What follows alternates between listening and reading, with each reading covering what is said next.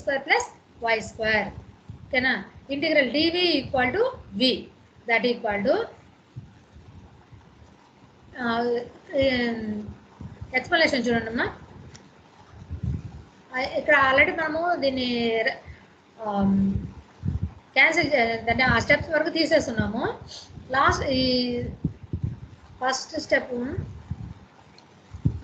ఈ స్టెప్ వరకు తీసేయచ్చాము, ఎందుకంటే డైరెక్ట్గా మనం తీసేసుకోవచ్చు ఇంటిగ్రేషన్.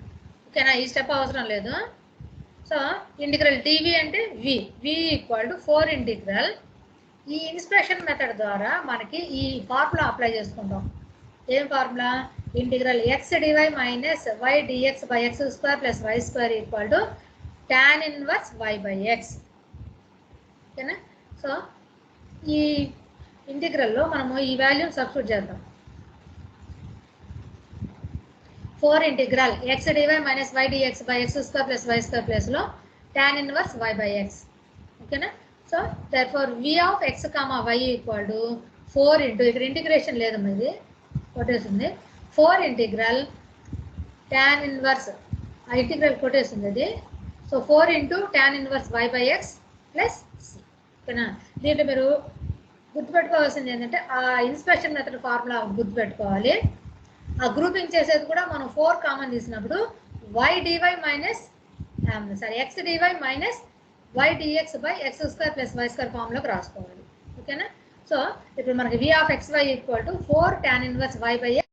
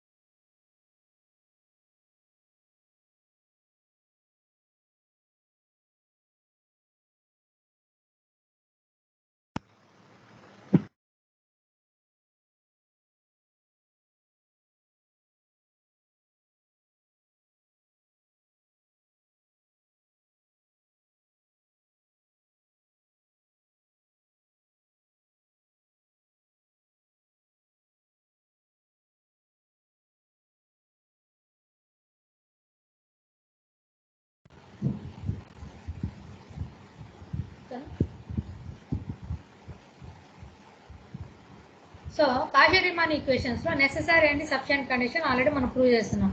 నెసెసరీ కండిషన్ అడిగితే మనకు 5 మార్క్స్ అడగచ్చు, సఫిషియెంట్ కండిషన్ అడిగినప్పుడు 5 మార్క్స్ అడగచ్చు. నెసెసరీ కండిషన్లో ఏం ప్రూవ్ చేసాము? We have to taken F of Z is analytic function, that means derivative is exist, that means F dash of Z is exist అని తీసుకొని సిఆర్ ఈక్వేషన్స్ని ప్రూవ్ చేసుకున్నాం. That is necessary condition. Sufficient కండిషన్లో CR ఈక్వేషన్స్ని apply చేసుకొని F dash of Z, that means derivative exist అని prove చేసాం. Derivative exist అయిందంటే F of Z అనేది analytic function అవుతుంది. సో ఇది సఫిషియెంట్ కండిషన్. ఓకేనా, సో ఈ మనకి ఫస్ట్ యూనిట్లో ఉన్న ఒకే ఒక theorem Cauchy Riemann equations necessary sufficient condition complete అయింది.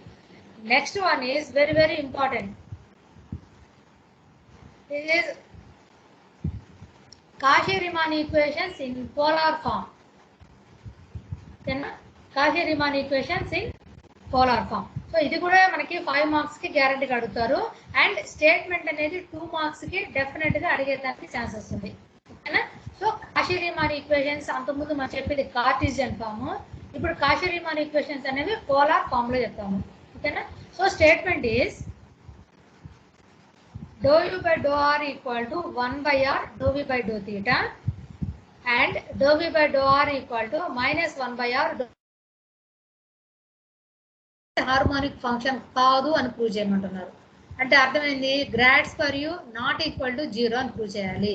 అంటే do square u by do x square plus do square u by do y square is not equal to 0 అని ప్రూవ్ చేస్తే చాలు. ఓకేనా? సొల్యూషన్ చూడండి. Given u equal to e power x square minus y square. దీన్ని ఎలా రాసుకోవచ్చు? e power x square into e power minus y square. ఓకేనా? To prove that u is not harmonic function.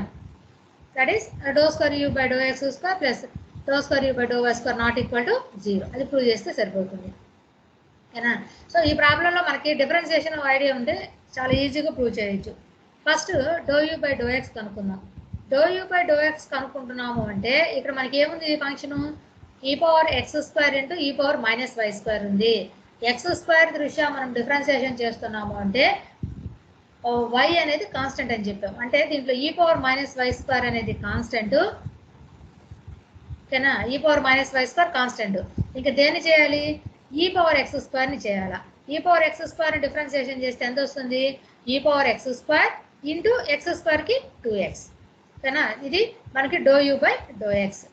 Next, again differentiate with respect to x, we get dou square u by dou x square. దీన్ని మళ్ళీ x దృష్ట్యా చేస్తున్నాం. ఓకేనా? మళ్ళీ ఇక్కడ మనకి ఏది కాన్స్టెంట్ అవుతుంది? e power minus y square constant, ఇది అలాగే ఉంటుంది. ఇక్కడ 2 ఉంది, ఈ 2 కూడా కాన్స్టెంట్. నెక్స్ట్ ఇంక దేని చేయాలి? e power x square into x అని చేయాలా? అంటే ఇక్కడ అర్థమైంది మనకి డిఫరెన్షియేషన్ ఆఫ్ uv వచ్చింది. అవునా? అంటే ఇప్పుడు మనం ఫార్ములా ఏది రాయాలి? డిఫరెన్షియేషన్ ఆఫ్ uv అంటే u dv plus v du. దాని ప్రకారం మనం uv ఫార్ములా అప్లై చేస్తే ఇది చూడండి, e power x square, e power x square differentiation చేస్తే e power x square into 2x. ఇక్కడ ఆల్రెడీ మల్టిపుల్ ఆఫ్ x ఉంది, ఈ 2ని మనము ఇక్కడ కాన్స్టెంట్గా ట్రీట్ చేసాం. ఓకేనా? ఇక్కడ ఈ డిఫరెన్షియేషన్ జాగ్రత్తగా గమనించండి అమ్మా. మనం చేయాల్సింది e power x square into ఎక్స్కి డిఫరెన్షియేషన్ చేయాలా. ఫస్ట్ మనము ఎక్స్ని కాన్స్టెంట్ అనుకున్నాము, e పవర్ x స్క్వేర్ని చేస్తే e power x square into 2x వస్తుంది. Plus next e power x స్క్వేర్ని కాన్స్టెంట్ అనుకొని x అని చేస్తే 1 అవుతుంది. ఓకేనా?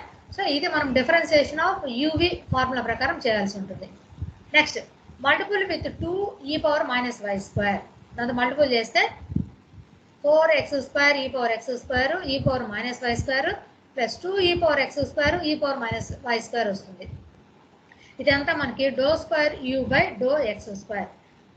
Next do u by do y కనుక్కుందాం. అంటే ఇప్పుడు మనం విత్ రెస్పెక్ట్ టు వై చేస్తున్నాం, అప్పుడు ఏది కాన్స్టెంట్ అవుతుంది? ఈ power minus X square, sorry ఈ పవర్ ఎక్స్ స్క్వేర్ కాన్స్టెంట్ అవుతుంది. ఓకేనా? నెక్స్ట్ మనం చేయాల్సింది ఈ పవర్ మైనస్ వై స్క్వేర్ని చేయాలా. ఈ పవర్ మైనస్ వై స్క్వేర్కి differentiation e power minus y square into minus y square అంటే మైనస్ 2y. ఓకేనా? టోటల్గా minus 2y e power x square e power minus y square వస్తుంది. ఓకేనా? దీన్ని మళ్ళీ మనము విత్ రెస్పెక్ట్ టు వై చేస్తే doe square u by do y square. ఓకేనా? Doe square u by do y square equal to minus 2 e power x square. E power x square is constant and minus 2 is also constant. So ఇంక next మనం ఏం చేస్తాము? y into e power minus y square. దీన్ని కూడా మనము differentiation of u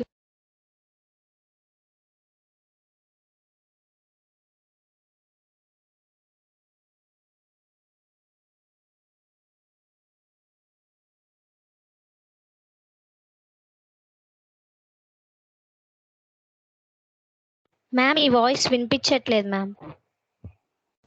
ma'am ఇది mute లో పడింది మ్యామ్.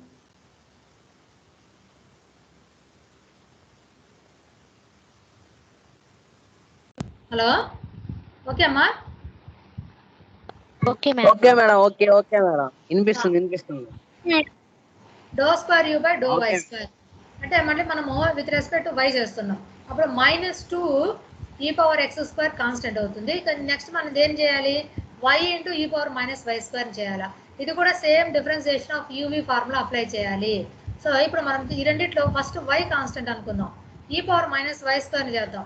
అప్పుడు ఏమవుతుంది దాని డిఫరెన్సియేషను, ఈ పవర్ మైనస్ వై స్క్వేర్కి e power minus y square into minus y స్క్వేర్కి -2y plus next e power minus y square constant అనుకుందాం, వైని చేసినప్పుడు 1 అవుతుంది. ఓకేనా. సో ఇదంతా మనము differentiation of u v formula apply చేస్తున్నాము. నెక్స్ట్ స్టెప్ వచ్చేసి వీటిని మల్టిపుల్ చేసుకుందాం. మల్టిపుల్ చేస్తే 4y² e power x square e power minus y square -2 e power x square e power minus y square వచ్చింది.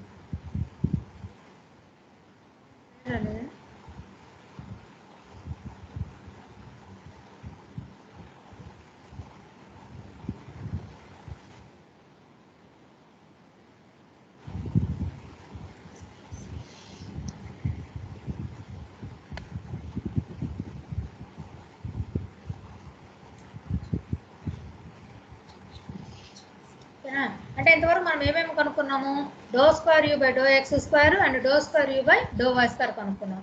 ఇప్పుడు రెండింటిని యాడ్ చేద్దాం.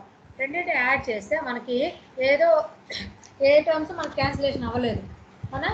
అంటే మనకి ఏమొచ్చింది ఆన్సరు, 4x² ఈ power x² e power minus y square plus 4y² e power x² e power minus y square. అంటే మనకి ఏమి క్యాన్సిలేషన్ అవ్వకుండా ఇక్కడ మనకి వాల్యూ 0 రాలేదు, నాట్ ఈక్వల్ టు 0 వచ్చింది.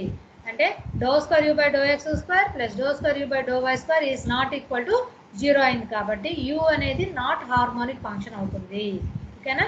సో హార్మోనిక్ ఫంక్షన్ అవ్వాలి అంటే ఈక్వల్ టు 0 అయితేనే హార్మోనిక్ ఫంక్షన్ అవుతుంది. నాట్ ఈక్వల్ టు 0 అయింది కాబట్టి ఈజ్ నాట్ హార్మోనిక్ ఫంక్షన్.